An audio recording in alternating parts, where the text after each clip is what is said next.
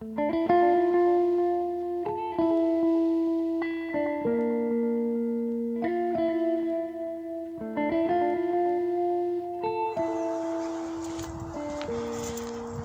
there, and welcome to what is episode 63 of the Roadcast. Today, I wish to discourse on the subject of free will, and connected with that, agreement, or as you may know it, contract. So I'm going to talk a little bit about common law, common sense, maritime law, from which we have commercial law, and before we dig into that, I wish to talk a little bit about free will. And contrary to what some people may opine, we are each and every one of us born here with free will. Whatever this realm might be, whatever your take on it, we have free will. What does that mean? In very simple terms, you are free to do exactly that which you wish to do, providing, of course, you are not causing harm or loss to another.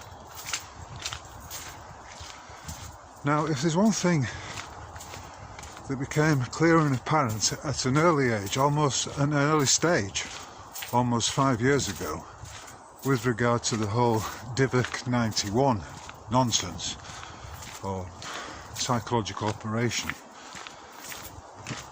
it was clear for those who had the eyes to see and the ears to hear that when they were talking about mandatory jabs, mandatory vaccinations and all of that, they were lying, because in the simplest of terms, you cannot force your will on another. There's no such thing as a mandatory enactment. There's no such thing as being forced to take a experimental serum at needlepoint into your veins. It all had to be done with your consent. And because we're living in a world in which the controllers recognise, in fact, there's no way around it, free will exists, and from that you have the right to enter into agreements or contracts with whomsoever you choose. And the DIVC 91 operation, like so many aspects of this realm, was simply a exercise in fraud. And what do I mean by that? Well, contrary to some of the gobshites at the time, you could not be forced into taking an experimental serum directly into your veins. You had the choice, which means that far from the jib-jab being mandatory, it was an offer. It was only an offer. And as we know, any offer that is made can be accepted or declined. I've been talking a lot recently about the nature of the financial system and the nature of money, and how, particularly in the last episode, I talked about how money is essentially a religious construct, insofar as you have to believe in its magical qualities, in its magical powers. But very few people even consider where it comes from, how it's made and who controls it, or indeed whether or not there is such a thing in these times as lawful money.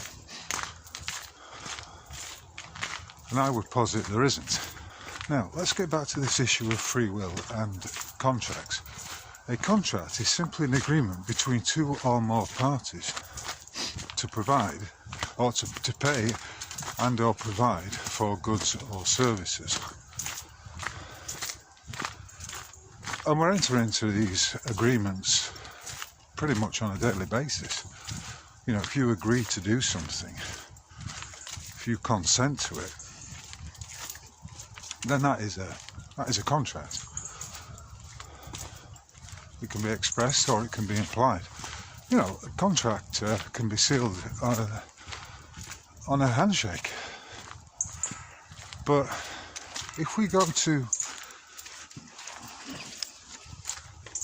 this subject of engineered consent, right, and the controllers go to great lengths to engineer consent, to trick you into consenting or to comply with something which, if you were given full disclosure as to what is actually going on, you would decline that offer of contract. Now, a subject that I have been opining on for the last, getting on for 15 years now, is the Great British Mortgage Swindle. And one of the aspects of that, I mean, I have touched in previous roadcasts on the issue of there being no consideration on the part of the bank. In other words, there's no loan taking place. It's simply a credit extension. And all the bank has done, when I say the bank, I mean licensed credit broker, all the bank has done in each and every instance is simply extend a credit and switch it round in a classic bait and switch operation to appear like the individual has received a loan and that he is a debtor, when in fact he is the creditor of the entire transaction. And I spoke last week about how in a bankruptcy, and if we take the UK PLC as an example of that, it's operating in and under what you might call a receivership, whereby the Bank of England, just like all the other central banks around the world, has effectively a lien or a charge over all the fixtures and fittings, the property, the intellectual property, the physical property, the creative output, and everything produced and created by the individuals who are operating under the aegis of this fake state, which is the UK PLC. But what's particularly interesting with regard to the Great British Mortgage Swindle is this issue of contract. Almost 15 years ago now, by way of example, I was in Nottingham County Court and there was a man there acting as a recorder, and his name was, or for the purposes of the courtroom drama, which is what it was, he was known as Recorder Scott. And at one point in the proceedings, so it was me, the barrister who was representing the Bradford and Bingley, a certain Ben Wood, and Recorder Scott in there. And Recorder Scott was basically following the dictats of Benjamin Wood, insofar as he was issuing a civil restraining order, which would prevent me making applications to the court without the agreement. Here we go again. We're talking about, remember, agreement is contract. Without the agreement of the presiding judge, a certain Richard English. Rightly or wrongly, I stated quite clearly at this point, because it was just, the whole thing struck me as a farce. And as I've said before, there were aspects to it whereby Recorder Scott and Barrister Wood were talking as if I wasn't there, as if I had dematerialised. One thing I did understand, right, I might have been naive in some ways in terms of my complete understanding and cognizance of how the court system operated. But one thing I did understand, and one thing which is true, is that all of it was about seeking to engineer my consent. In other words, if I had just sat there and said nothing, they would presume that I was agreeing to it all, that I had consented.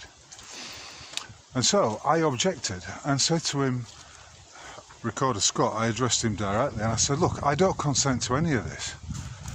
And what followed was quite bizarre, insofar as Recorder Scott seemed to take umbrage at this, and through gritted teeth he said to me, we don't require your consent.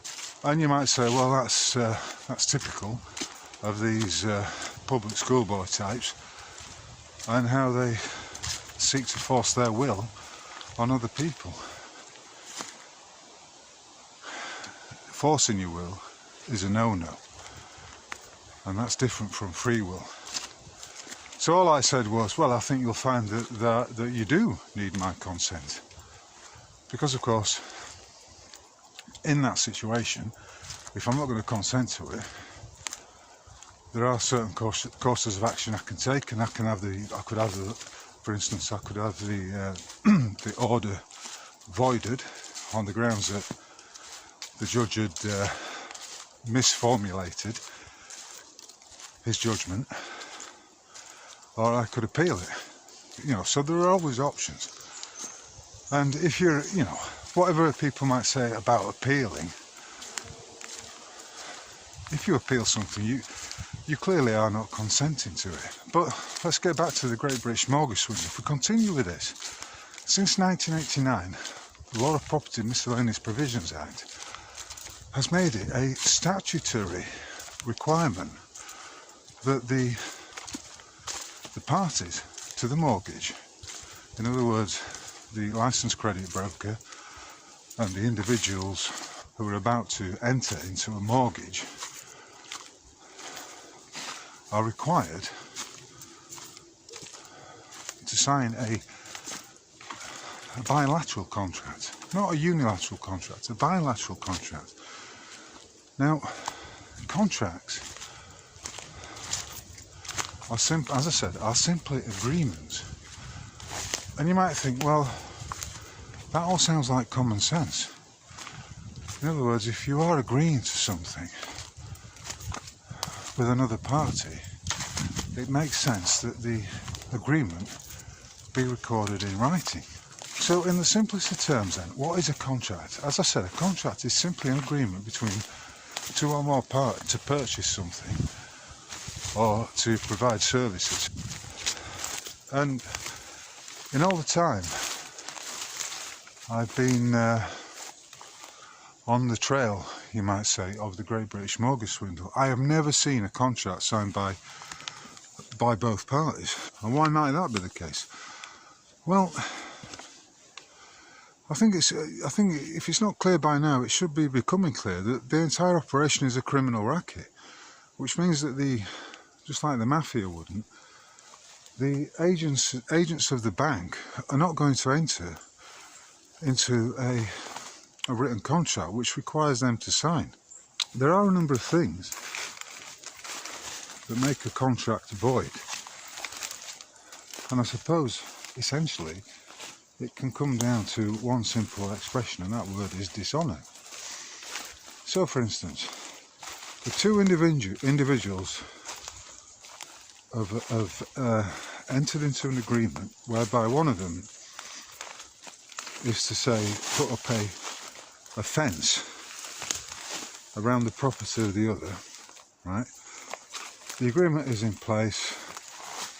The contractor says, promises he will do the job, and in return for that, the householder agrees to pay him via a medium of exchange that is acceptable to both parties. Now, it is the medium of exchange that is important in this, because the medium of exchange can be in anything that the two parties agree. And agreements such as these have got absolutely nothing to do with anyone else, let alone the government. But when we're operating in and through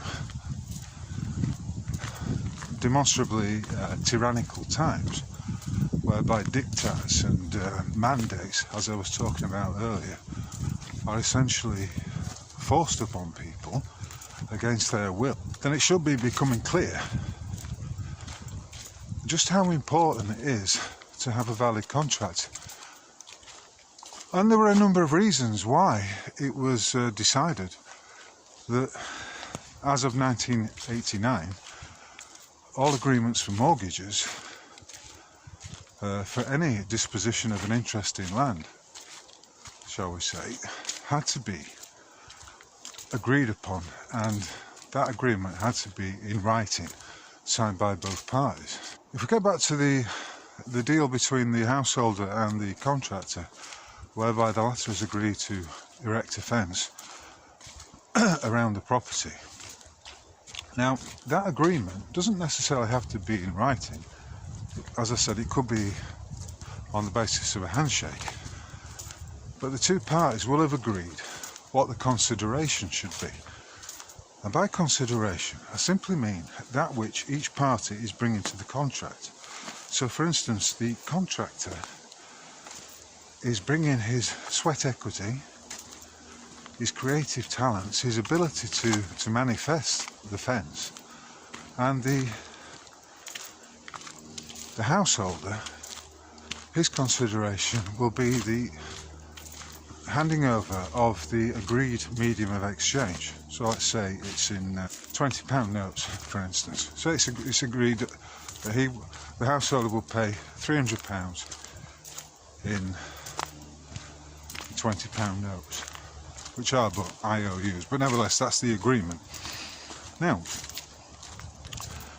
what voids that agreement is a lack of consideration on the part of one of the parties. If the fence is completed and the householder only delivers over £200 worth of these IOUs, then that voids the agreement. If, on the other hand, the contractor only puts up, it doesn't complete the fencing, so there are several panels missing, that also voids the agreement, because he's not provided the consideration that he promised that was agreed in the deal. So a lack of consideration on the part of one of the parties voids the agreement. It becomes a nullity. Now let's just take this back to the Great British Mortgage Swindle and think about what is going on in regard to the agreement, which has to be in writing but never is, between the two parties. And I think that this is the reason why nothing is ever signed by the bank, because for an agreement to be valid, as I said, there has to be consideration by both parties to the contract. And in the case of the Great British Mortgage Swindle, the individual is bringing his the one who is about to enter into the mortgage agreement, the mortgagor, his consideration is his promise to pay and his signature on the deed of mortgage, effectively the promissory note, which is backed up by his sweat equity and his ability to earn credits during the course of the dead pledge, the mortgage. That's his consideration. He may well have, he's probably put down a deposit as well as part of that. But what has the licensed credit broker provided? They falsely claim that they have made a loan.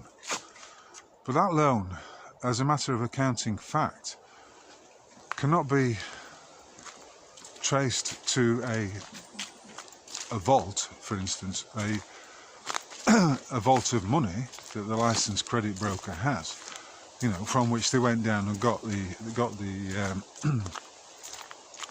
money, so to speak, in order to finance the purchase of the house. No. Contrary to that, there is no consideration on the part of the licensed credit broker, because all they have done is provide, you might say, it's all fraudulent, which again automatically makes it all null and void.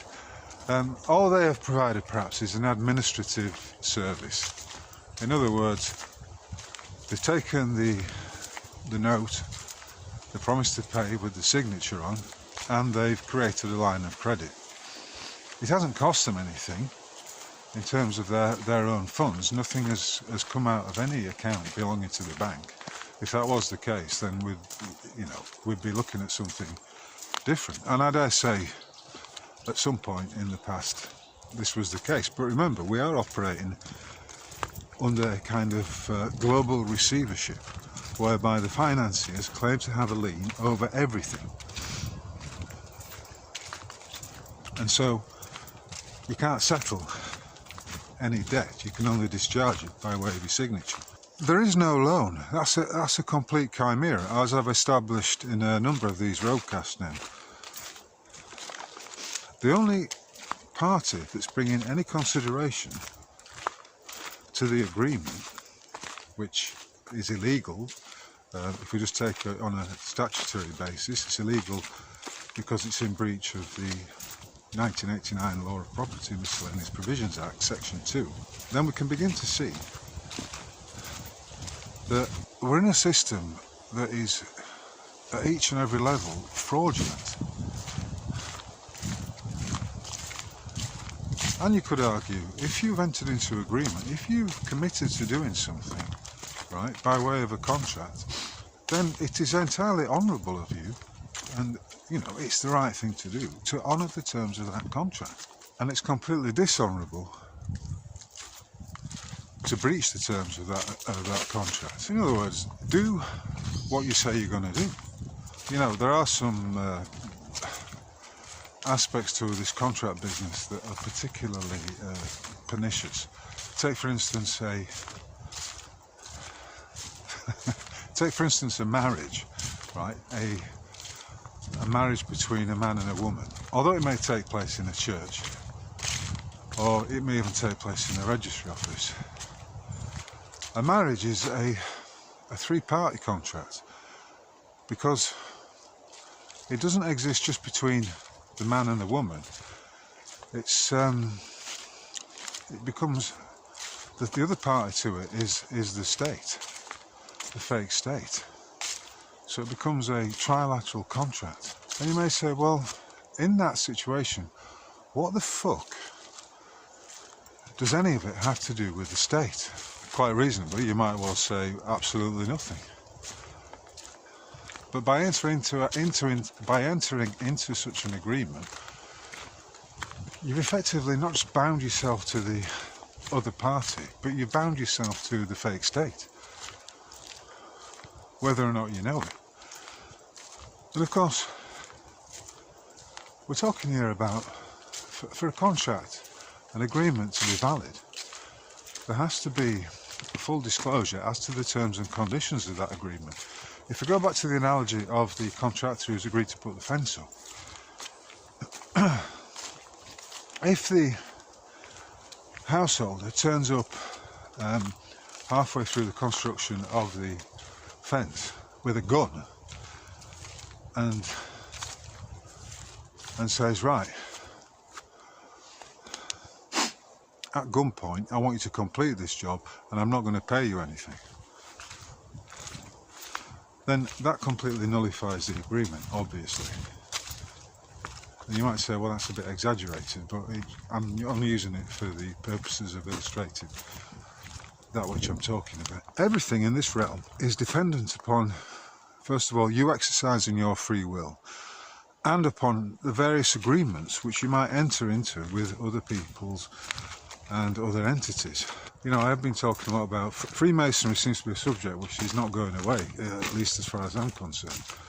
I've talked about these oaths that the Freemasons take, which are ultimately to Jabul on, which is the demiurge, the one who pretends to be, who is acting as the false god, but also the one who is acting as the devil, the two-faced twat. What is an oath if it's not a promise? But even within the ranks of those who have contracted to Freemasonry, there is this notion of honour and conversely of dishonour. The two go hand in hand. And as far as they're concerned, it is entirely honourable to assist a brother who may well be in distress. That's so well documented, it's an unassailable fact. But as I say, You come into this world with free will. You are free to choose. And when I say to choose, you are free to choose a course of action, to choose something that you wish, to engage with people who you wish to engage with. And on the converse of that is, you do not have to enter into any kind of agreement or association with anybody unless you unless it is of your will. And of course, this issue of disclosure is key to understanding a lot of what's going on.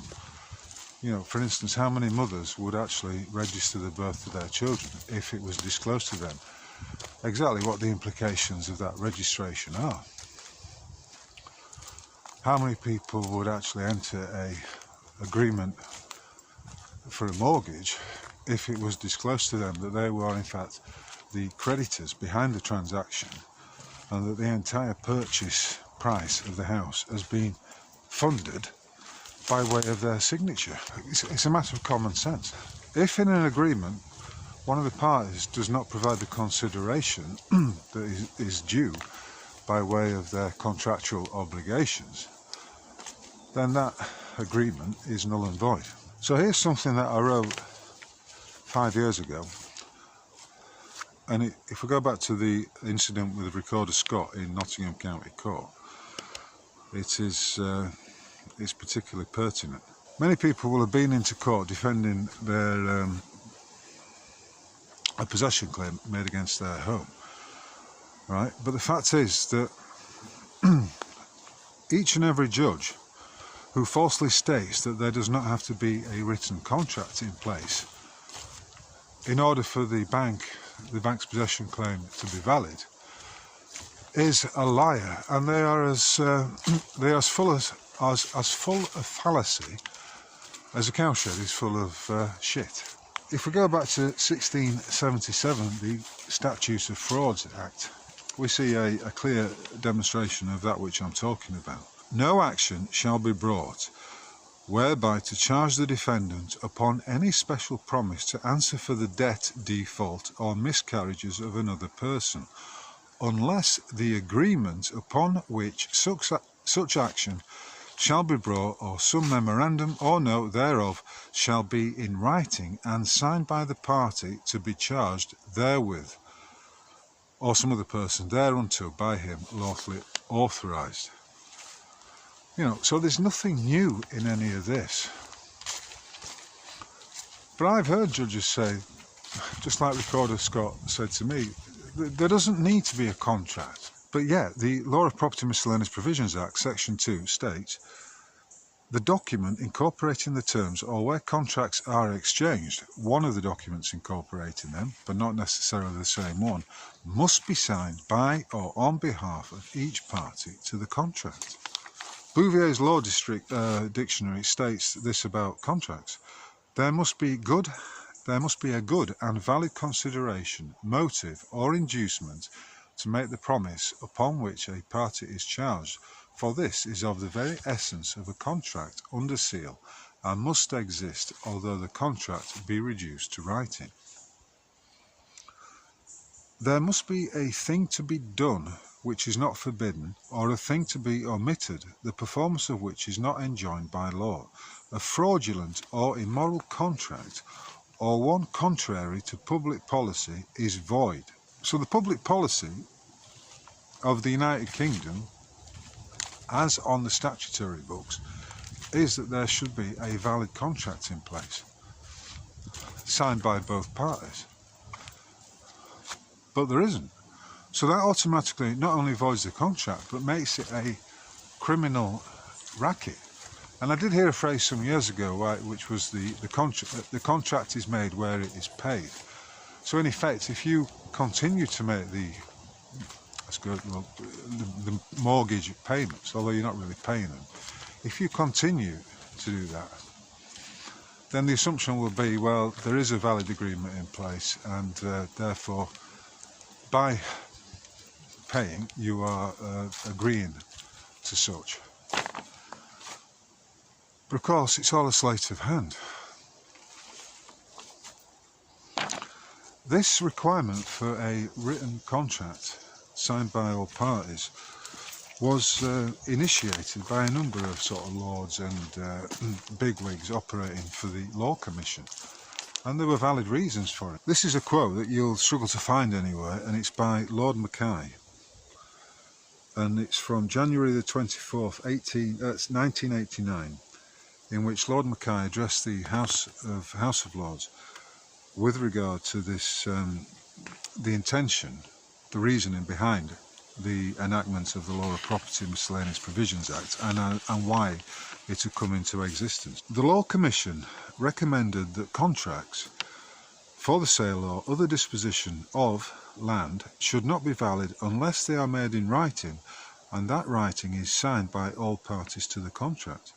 The clause gives effect to that recommendation. It was made after wide-ranging consultation by the Commission. It seems right that contracts, as important as contracts for the sale or other disposition of land, be in writing. The clause removes the possibility of an oral, binding, but an unenforceable contract. It ensures that all the parties to a contract must sign it. The clause has been drafted so as not to interfere with the usual practice of exchanging contracts, and this was recorded in Hansard, volume 503, reference 598 to 611. On Wednesday, the 12th of July 1989, an article which has been removed in the Law Society's Law Gazette magazine addressed the changes to the law of mortgages. First, all contracts for the sale or other disposition of an interest in land will have to be in writing. It will not be possible to have an oral contract evidenced in writing. The danger of inadvertently creating a Section 40 memorandum, for example by a solicitor's letter, is therefore removed. Solicitors could therefore discontinue the practice of making pre-contract correspondence subject to contract. Secondly, the signatures of all parties must be present. Thirdly, non-compliance with the rule will make the contract void rather than unenforceable. And on September the 26th of that year, the Law of Property Miscellaneous Provisions Act came into full cause and effect. But, 35 years on, and it's being ignored. The banks are certainly not honouring it. When I say banks, remember, I'm talking licensed lenders. And, there are a number of there's High Court case law to back this up. Most famously, perhaps, the United Bank of Kuwait PLC versus Sahib and Oars in 1996, in which the judge stated, quote, "The effect of Section 2 is therefore that a contract for a mortgage or a charge on any interest in land or in the proceeds of sale of land can only be made in writing, and only if the written document incorporates all the terms which the parties have expressly agreed, and is signed by or on behalf of each party. In the present case, it is not suggested that there is any such written document. I therefore conclude that by reason of Section 2, the mere deposit of title deeds by way of security cannot any longer create a mortgage or charge." You might say, well, what the fuck is going on? I would say this is just what we're looking at here is evidence that we are essentially living in a tyrannical system whereby consent is engineered and forced through. But if it's against your will, how can there be consent? If we bring this down to on a more personal level, if an individual keeps doing things to which you have not agreed, then what does that make them if not a tyrant or a dictator? Because that individual, and we can start with personal relationships, and we can go all the way up to, say, your relationship with the financial control system, or government at every level. If people are doing things against your will without your consent, right, they are in breach of the natural order, the natural law, which states that you are here as a sovereign, free will individual, and that you can do anything you like, providing, of course, that you're not causing harm or loss to another. You are free. That's one of the things, one of the joys of being in these avatars, in this realm. We have free will. If someone is in breach of an agreement, then, as I say, that you have not consented to, and they just carry on willy-nilly, that makes them essentially a criminal, because they are in breach of the natural law. And when I say the natural law, I like to simplify it, and I think the simplest expression of it is do unto others as you would have them do unto you. And yet it's so simple, yet so few people seem to be able to get their heads around it. Yeah, so in conclusion then, a contract is a very simple and straightforward thing. It's something, you know, these little deals, these little agreements arise during the course of the day. You know, for instance, my little boy, I say, well, if you don't eat your meat, you're not going to get a pudding. That's the agreement. If he eats his meat, I will honour that agreement and he'll get a pudding. If he doesn't, if he agrees to it but doesn't eat his meat, then you could say, well, he's in breach of the contract. I know he's only 5, but the principle is clear. You know, in other words, honour your agreements, honour your contractual obligations. Do what you say you're going to do. In other words, if you have made a promise, then stick to that promise. But remember, if you have made a promise in which the other party has reneged on their side of the deal, or, you know, for instance, they've not provided the consideration they promised they would, or they've engaged in fraud, there's an element of deception there, then that automatically voids the contract. And you might say, well, if this is the case, why aren't the courts enforcing the law? Why aren't they saying, look, let's look at Dave's case, the Nationwide Building Society. Why doesn't the court simply say, he's right, there is no written contract in place signed by both parties, there's no evidence of any consideration on the part of the licensed broker, therefore this is null and void, and the mortgage charge should be struck out should be removed from the register? Why don't they simply do that? And what is the effect of them not doing that? Well, the effect of them they don't do it because they're in on the fraud as well. I've had judges say on a number of occasions, well, you know, your points may be correct, but imagine what would happen if this applied to every mortgage, or if we did this for everyone. The entire system would collapse. Well, yeah, it would fucking collapse, because it's all built on fraud anyway. These pieces of paper, these mortgage deeds, these non-existent agreements are all fraudulent. There's nothing to back them up. Remember, it's a maxim at law that fraud vitiates all, and that means everything becomes contaminated. If you prove one aspect of fraud, then the whole thing collapses, because that's just the way it is. That's the law. It's very simple. So why aren't the courts backing up the correct application of the law? Even you know, let's just talk about the statutory application of the Law of Property Miscellaneous Provisions Act. Why not? Well, I would say it's because we are manifestly operating within and without a system of tyranny. These judges are acting as despots, as petty tyrants, for and on behalf of their financial overlords, or their, you know, their fellow brothers at the local or the National Freemasonic Lodge. It's all bullshit. Anyway, this has been episode 63 of the Roadcast, and it's been about agreements and consideration.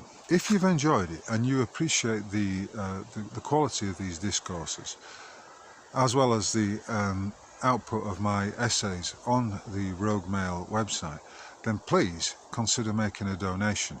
I haven't set up a paywall or membership option yet at Rogue Mail, so I am pretty much wholly dependent upon the kindness and the goodwill of those who appreciate my output. So if you're able, please buy me a few coffees via the button at the website. Please like and share, and also subscribe to the email mailing list at roguemail.org. It's Friday, the 11th of October. It's a little bit nippy, but the sun is out, the sky is blue, there's not a cloud to spoil the view. So, until the next time, I'll wish you, whoever you may be, wherever you might be, a splendid day, and I will catch you on the flip side. Thank you very much.